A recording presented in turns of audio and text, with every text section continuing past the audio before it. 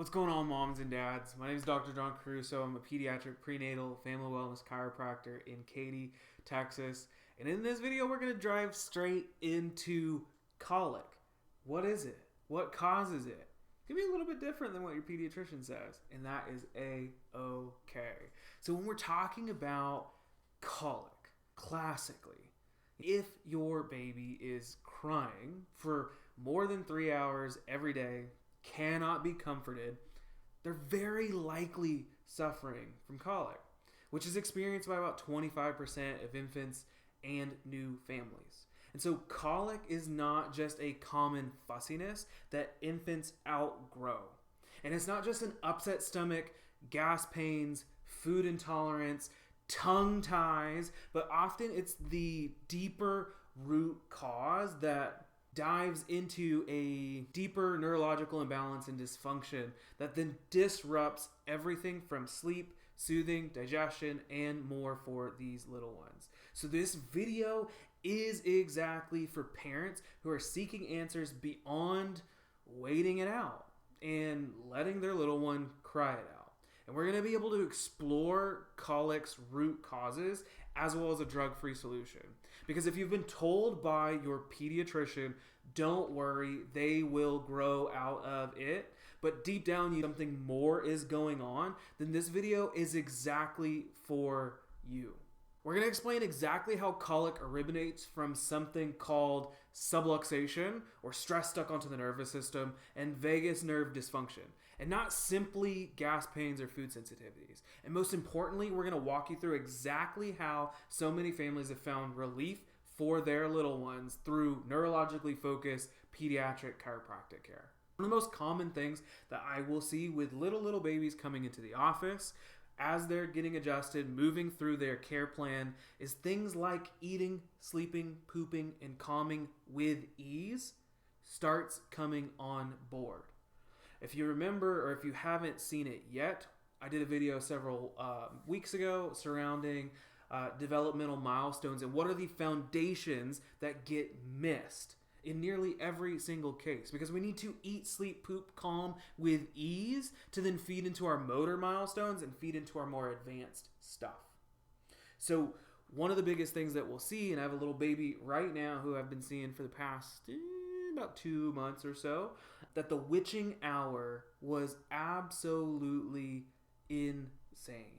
Or it was like multiple hours of just crying nonstop. The lavender essential oils, the cluster feeding, all of those pieces to the puzzle that every mom group, every parent, every website, all of the things tell you should fix it, didn't. And so this little baby was angry, pissed off, stressed out, and overwhelmed to the nth degree.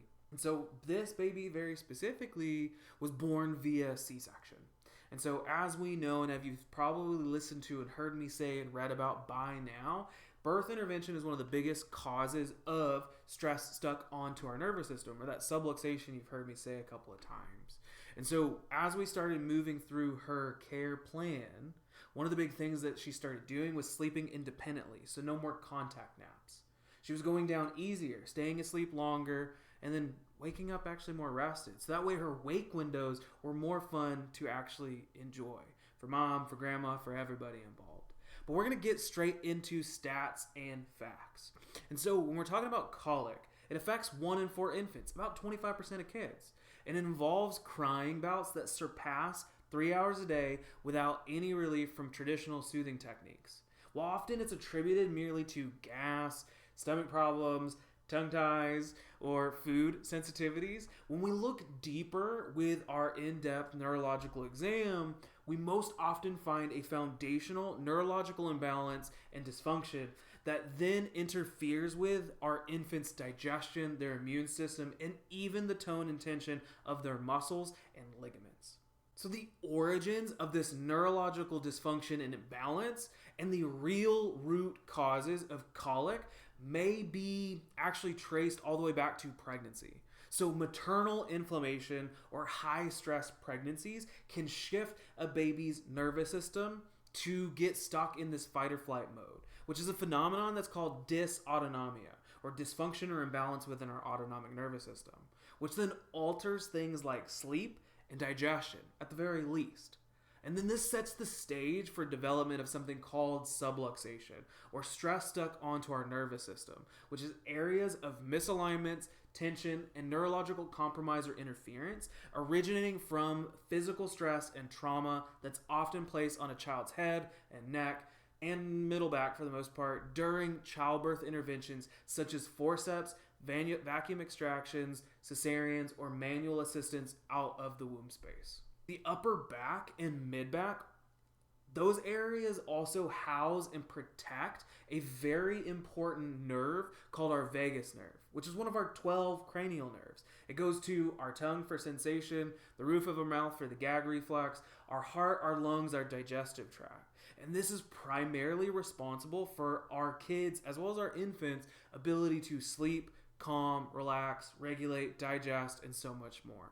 And when you put it all together, it leaves the child's nervous system stuck in sympathetic fight or flight overdrive, which is shutting down their digestion, leaving them all stiff and tense and arching, and then interfering with their ability to fall asleep, stay asleep, and be soothed. While conventional pediatricians continue to tell parents that this is normal, colic is normal, and something that most infants will grow out of, we continue to see unresolved colic grow into other conditions and health challenges such as constipation, chronic ear infections, sensory processing disorder, developmental delays, and more. We call this inconsolable, not eating, not sleeping, not pooping, not calming thing in our babies colic. But when we have kids, toddlers, school-age teenagers, we call it other things, like sensory processing disorder, like anxiety, like PTSD, like sensory or emotional dysregulation. Kids don't grow out of issues, they grow into bigger and different ones, we just call them a different name.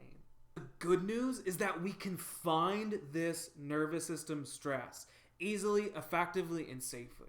The key to finding the real root cause of colic is a specialized care protocol that begins by using advanced technology called the insight scans to be able to accurately assess nervous system function, locate regions of dysfunction and subluxation, or that stress stuck onto the nervous system, and help us build an exact care plan and adjusting approach for your child.